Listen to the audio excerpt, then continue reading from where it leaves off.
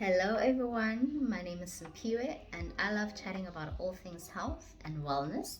And today I wanted to chat about my experience of the third trimester of my pregnancy. And yeah, as you might have noticed, I'm at work today because wow, I literally couldn't find time for this video. So I thought, you know what, if I don't do it now, it'll never happen. And between running errands for baby things and being a full-time working mom and trying to study and doing every other thing on a mom's to-do list, yeah, it wasn't happening. So you know what, if it's not gonna happen now, it's never gonna happen. Yeah, so today I wanted to specifically chat about the fun stuff that you can actually get an opportunity to do in the third trimester, as well as the continuation of preparations for birth and the baby, and all the body changes that I experienced during this trimester. So to begin with, I got the opportunity to actually experience a few fun things in preparation for having a baby, and one of those things was a photo shoot. And for us, it was just a way to mark or to create memories of the period or the time that we were going through. And so we decided, because I'm a water baby, as my husband always says, to go to the beach. We were at Clifton Beach, and yeah, we we took pictures there, and it was freezing. I was basically in a dress in the water, and if you've ever been to some of Cape Town's beaches, you'll know that it's very cold. And so as as cold as it was, we pushed through and we came out with good pictures in the end. Yeah, so that was fun. Another fun thing that actually happened was our baby moon, which is basically the last holiday that you can have before you become like real parents. Because it was during a strict COVID lockdown, we could only do so much. So we decided to explore the Western Cape Garden route, which was very nice and relaxing. There were a few people at the hotel, not as full as one would expect. So it was a bit eerie and weird, but nonetheless, we got a good rest, and we got a good time to just be together, no distractions, and yeah, enjoy the time that we were in and enjoy being expectant of the time that was coming. Yeah, and one of the last things that were actually fun that we got to experience was the baby shower. And again, it was during the strict COVID lockdown period. And so many of my family members and our friends couldn't join us. And so we had a virtual baby shower. And, you know, I'm blessed that some of my friends could actually come down, Abontando and Atuma, and yeah, which is very nice. And yeah, who else? Yes, and my in-laws were gracious enough to also come down, which I really appreciated. So that was nice. It was a small private party, and some of our friends were connecting with us virtually. It worked, and yeah, I really enjoyed that time as well. Yeah, so that's just some of the fun stuff that can happen during this period. And yeah, I said I'd also talk about body changes that I experienced.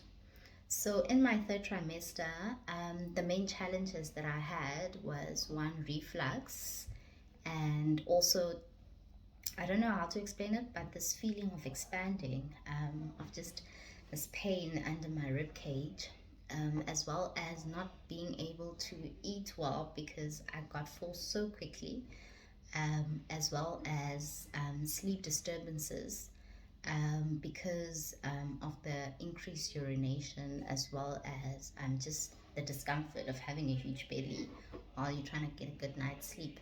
So um, yeah, like I said, I experienced reflux during the later part of my third trimester, and yeah, I had it quite bad. I don't know how many bottles of Gaviscon I got, but it was quite a few. But at some point it did subside, I remember, because close to birth, it just disappeared.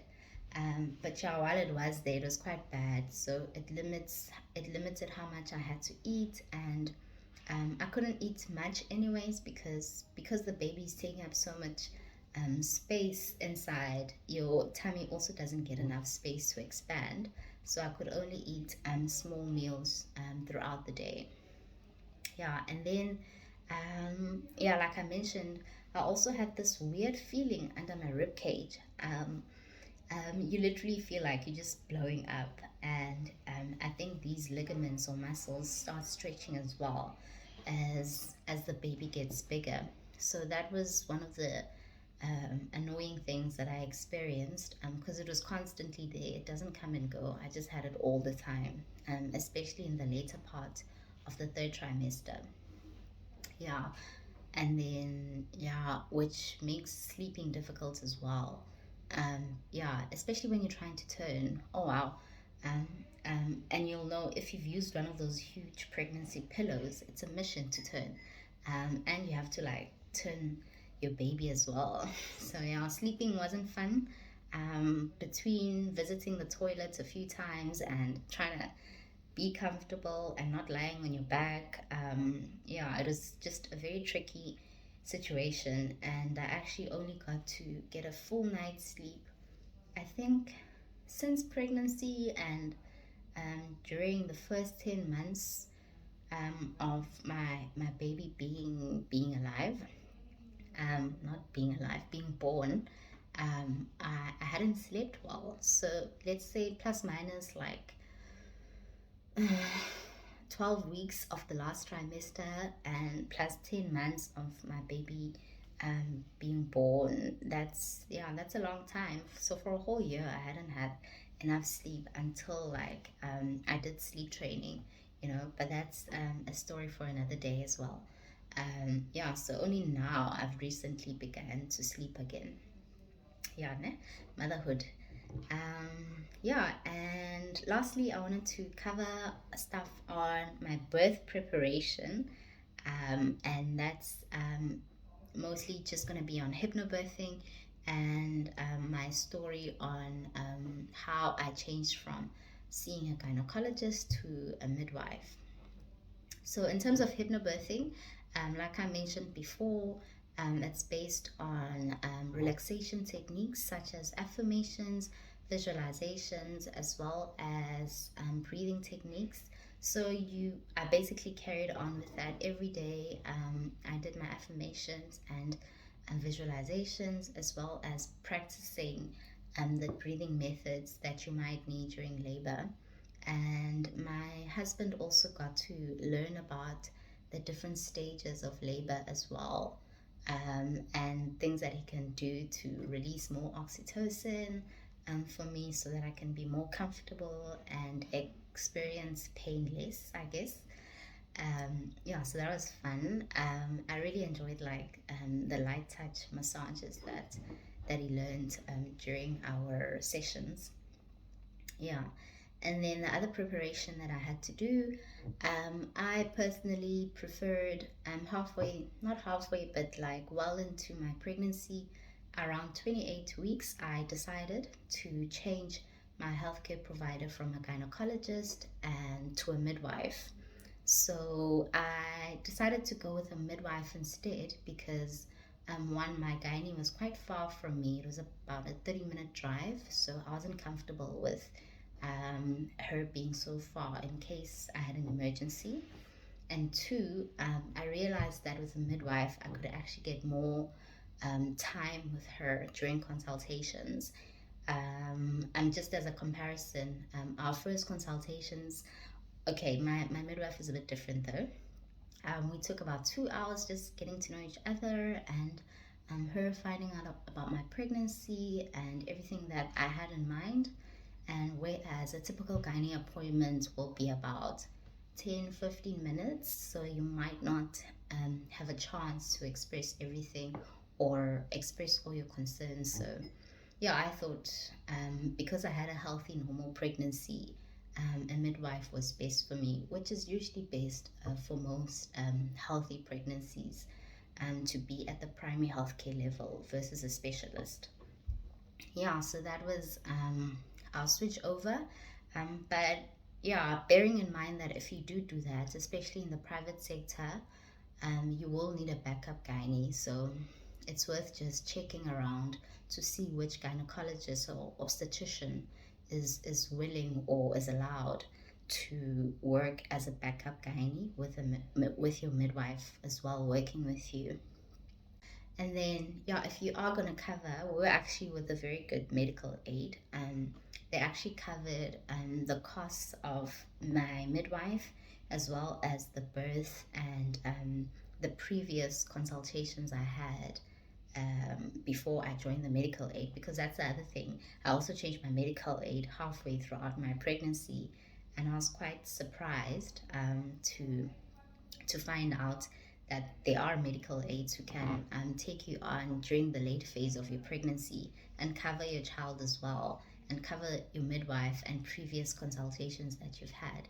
Yeah, so if you want to find out more about the medical aids, you always welcome to DM me, and I can tell you the medical aid that I'm with now. What else? Oh yeah, preparations in terms of nesting. Wow, guys. Yeah, so there's something called the nesting syndrome, and wow, I had it quite bad. I went from trying to just organize a few things around the house to basically just a makeover, and to a point where we actually had to move apartments because I was like, I need a whole new house. But anyways, yeah, we did need space, but like it was just intensified during that nesting phase. Yeah, so just watch out for that. You can get carried away with all the redecorating and preparing for a baby. And quite honestly, babies don't need that much. So I think it was just, just being a bit too excited. So yeah, I took early maternity leave. So I did have a lot of time on my hands. Yeah, so I spent most of those days just like making lists of things I needed to get, and um, decorating and doing whatnot. Yeah, but yeah, it's fun in its own way because you also get to like just digest and take in that actually there's gonna be a baby here as your house starts looking like it's gonna accommodate a baby. Yeah, but you can get carried away. But I think I'm gonna stop there. I don't want to make this video very long.